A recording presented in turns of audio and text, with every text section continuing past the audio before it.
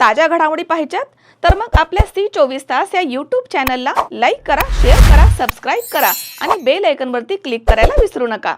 अवघ्या 15 दिवसांवरती विवाह सोहळा येऊन ठेपलेला असताना आयकर अधिकारी असणाऱ्या युवकानं आत्महत्या करून आपलं जीवन संपवलंय।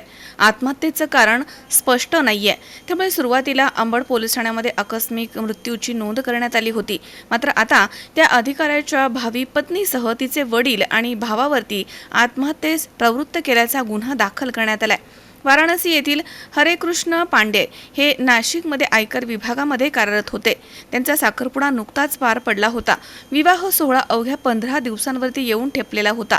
असे असताना पांडे यांनी उत्तम नगरमधील आयकर कॉलनी परिसरामधील राहत्या घरी गळफास घेऊन आत्महत्या केली आहे। दरम्यान प्रारंभी त्यांच्या आत्महत्येचं कारण स्पष्ट होऊ शकलं नाही। या प्रकरणानंतर त्यांचे बंधू हरेराम पांडे यांनी अंबड पोलीस ठाण्यात फिर्याद नोंदवली।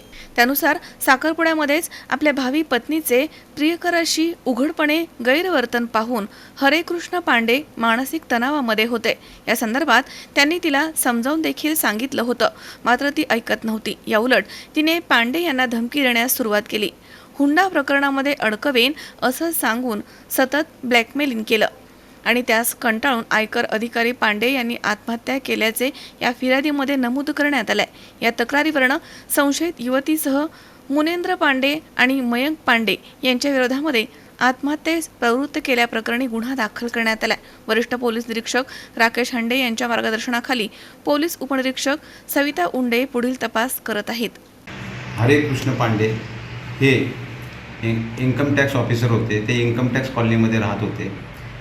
त्यांचे वाराणसी येथे त्यांच्या मूळ गावी एका महिलेशी विवाह ठरलेला होता, परंतु त्या महिलेचा विवाहबाह्य संबंध असल्यामुळे, दुसऱ्या मुलाशी प्रेम असल्यामुळे आणि ती महिला यांना मानसिक त्रास देत असल्यामुळे डिप्रेशनमध्ये जाऊन पांडे यांनी आत्महत्या केली गळफास लावून।